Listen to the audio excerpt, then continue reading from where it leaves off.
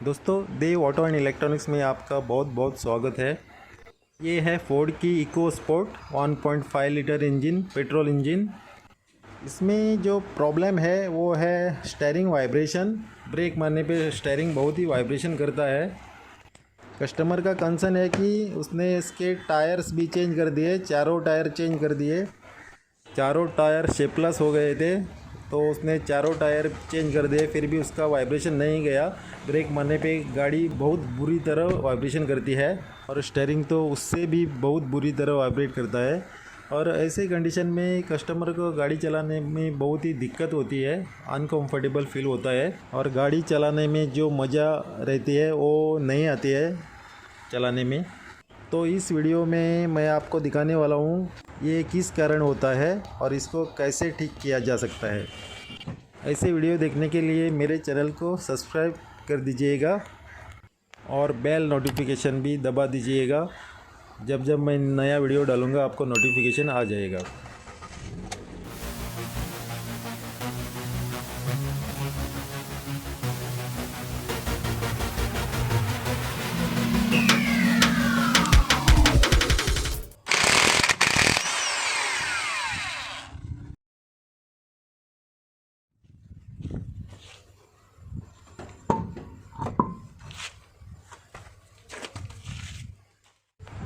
इधर इस डिस्क में देखें तो बहुत ही लाइनिंग्स आ गए हैं और ये लाइनिंग्स ऊपर नीचे है। पैड को खोल के देखते हैं और कैलिपर पिन खोलने के लिए टॉक्स 45 की चाहिए आपको। और इधर देखो ये डिस्क ऊपर नीचे झड़ गया है और ब्रेक पैड्स तो पूरे ख़त्म हो गए हैं। एक पैड थोड़ा कम झड़ गया है और दूसरा जो है ज़्यादा झड़ गया है। यही कारण है ब्रेक पे गाड़ी वाइब्रेशन करने का। अभी लेफ़्ट साइड का व्हील खोल के देखते हैं इसकी क्या कंडीशन है।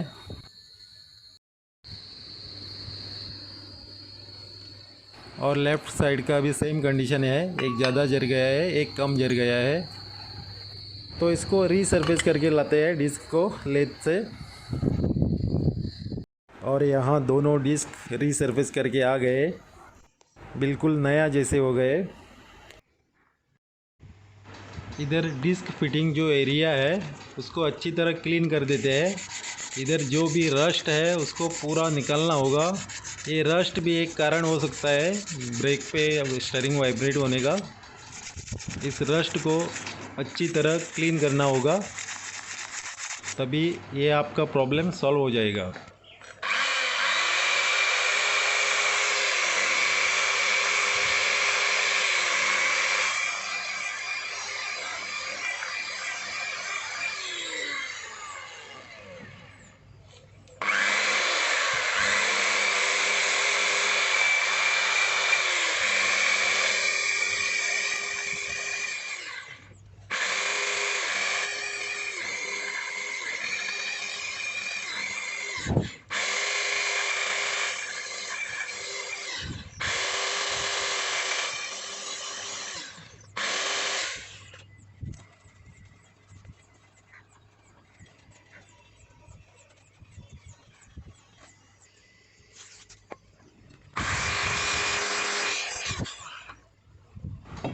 डिस्क फिटिंग एरिया पूरी क्लीन हो गई।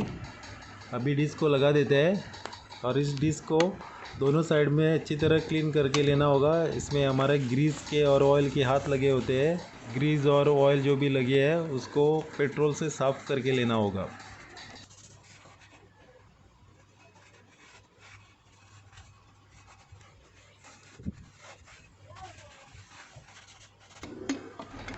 डिस्क पैड झरने के बाद ये ब्रेक सिलेंडर बाहर आ जाता है।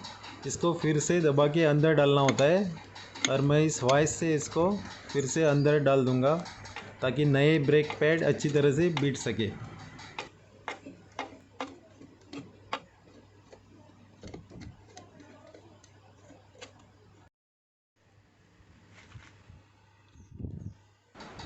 इस कैलिपर पिन को अच्छी तरह क्लीन करना होता है और क्लीन करने के बाद इसको ब्रेक कैलिपर पिन ग्रीज आती है स्पेशल, वो ग्रीज लगा के फिर से फिटिंग करना होता है ताकि इसका मूवमेंट जो है वो ब्रेक मारने पे अच्छी तरह स्मूथ हो जाए।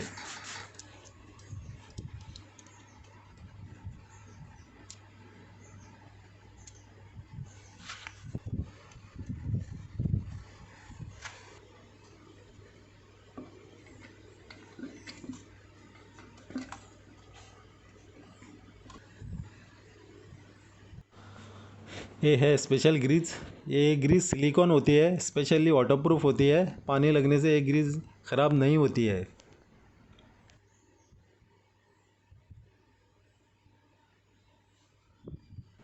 इस कैलिपर पिन को अच्छी तरह लुब्रिकेट करके इसकी जगह पे डालना होता है।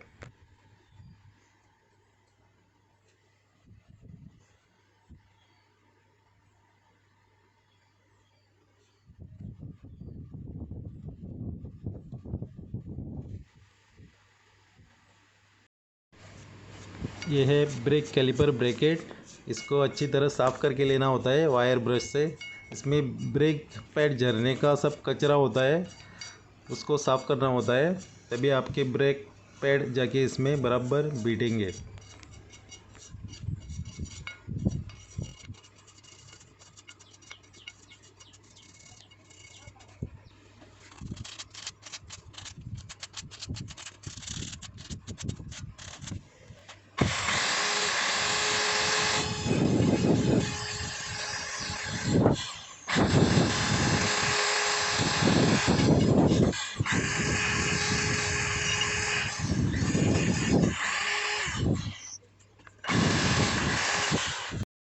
ब्रैकेट की सफाई हो गई।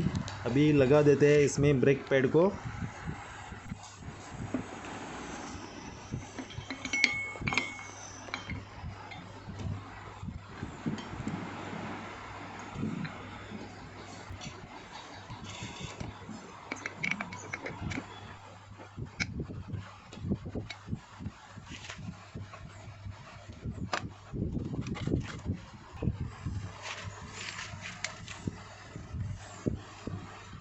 दोनों पिन हाथ से टाइट मैच करने के बाद टॉक्स की से इसको टाइट करना होता है।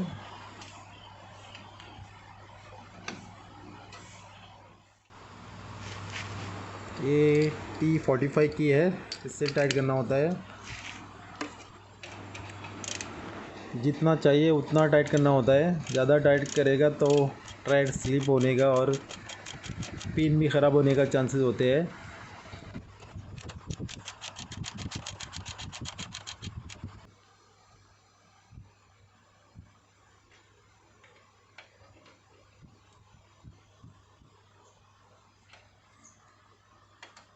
हो गए बराबर टाइट।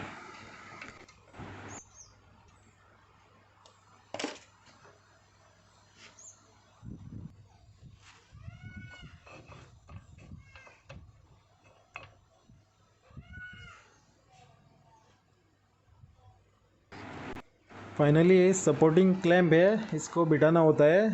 ये क्लैंप लगाना भूल नहीं जाना चाहिए, नहीं तो ये कैलिपर आवाज़ करेगा।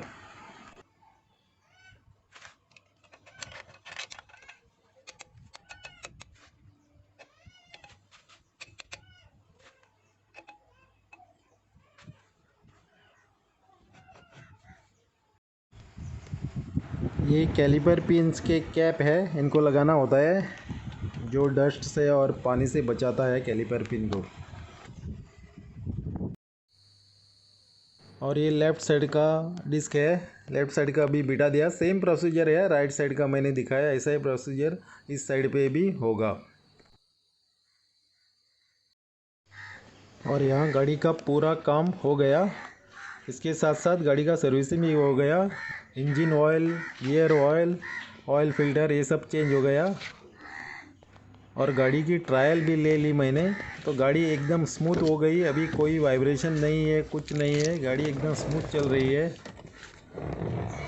ये वीडियो मैंने 1 महीना बाद बनाया है, कस्टमर ले जाने के बाद। जब कस्टमर ने इस गाड़ी का ट्रायल लिया तो कस्टमर बहुत ही खुश हो गया, उसके एक्सपेक्टेशन से ज़्यादा अच्छी हो गई, वो तो बहुत खुश है। तो फ्रेंड्स, आज के वीडियो में बस इतना ही। मिलती है अगले वीडियो में, और थैंक्स फॉर वॉचिंग।